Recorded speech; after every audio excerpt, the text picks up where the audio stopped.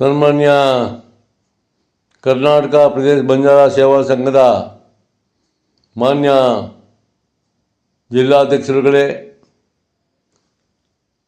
ಮತ್ತು ಪದಾಧಿಕಾರಿಗಳೇ, ಸಂಘದ ಮುಂಚೂಣಿ ನಾಯಕರುಗಳೇ, ನಾನು ತಮ್ಮಲ್ಲಿ ಈ ಮೂಲಕ ವಿನಂತಿಸಿಕೊಳ್ಳುವುದೇನೆಂದರೆ, ನಾಳೆ ಚಿತ್ರದುರ್ಗದಲ್ಲಿ ನಡೆಯುವ ಒಂದು ಬೃಹತ್ ಪ್ರತಿಭಟನಾ ರ್ಯಾಲಿಯಲ್ಲಿ ತಾವುಗಳೆಲ್ಲ ಹೆಚ್ಚಿನ ಸಂಖ್ಯೆಯಲ್ಲಿ ಭಾಗವಹಿಸಿ ಈ ಒಂದು ಸಮಾವೇಶಕ್ಕೆ ತಾವು ಬೆಂಬಲವನ್ನು ಸೂಚಿಸಬೇಕು.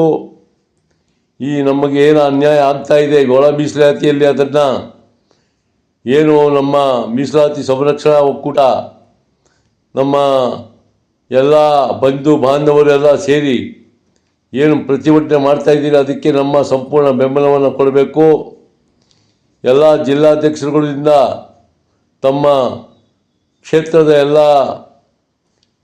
ಜನಾಂಗವನ್ನು, ಮಹಿಳೆಯರನ್ನು, ವಿದ್ಯಾರ್ಥಿಗಳನ್ನು ಒಗ್ಗೂಡಿಸಿಕೊಂಡು ಈ ಪ್ರತಿಭಟನೆಯಲ್ಲಿ ಭಾಗವಹಿಸಬೇಕು ಅಂತೇಳಿ ನಾನು ಈ ಮೂಲಕ ವಿನಂತಿಸುತ್ತೇನೆ.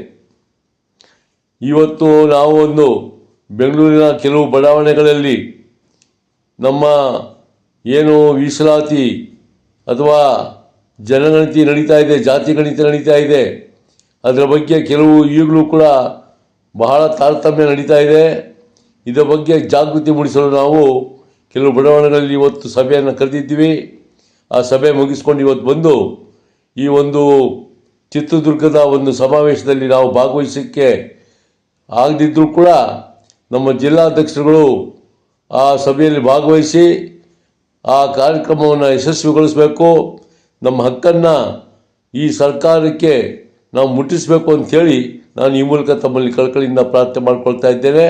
ತಾವು ದಯವಿಟ್ಟು ನಾಳೆಯ ಒಂದು ಸಭೆಗೆ ಹೆಚ್ಚಿನ ಸಂಖ್ಯೆಯಲ್ಲಿ ಭಾಗವಹಿಸಿ ಕಾರ್ಯಕ್ರಮವನ್ನು ಯಶಸ್ವಿಗೊಳಿಸಬೇಕು ಅಂಥೇಳಿ ನಾನು ಚಿತ್ರದುರ್ಗ ಜಿಲ್ಲಾ ಏನು ಅಧ್ಯಕ್ಷರಿಗೂ ಮತ್ತು ಅಲ್ಲಿನ ಎಲ್ಲ ಯುವಕರುಗಳಿಗೆ ಮತ್ತು ವಿದ್ಯಾರ್ಥಿಗಳಿಗೆ ನಾನು ಕಳಕಳಿಯಿಂದ ಪ್ರಾರ್ಥನೆ ಮಾಡಿಕೊಳ್ತಾ, ನಾನು ಇವತ್ತಿನ ದಿವಸ ಈ ಕರ್ನಾಟಕ ಪ್ರದೇಶ ಬಂಜಾರ ಸೇವಾ ಸಂಘ ಯಾವಾಗಲೂ ಸಮಾಜಕ್ಕೋಸ್ಕರ ಹಗಲಿರುಳು ದುಡಿತಾ ಇದೆ.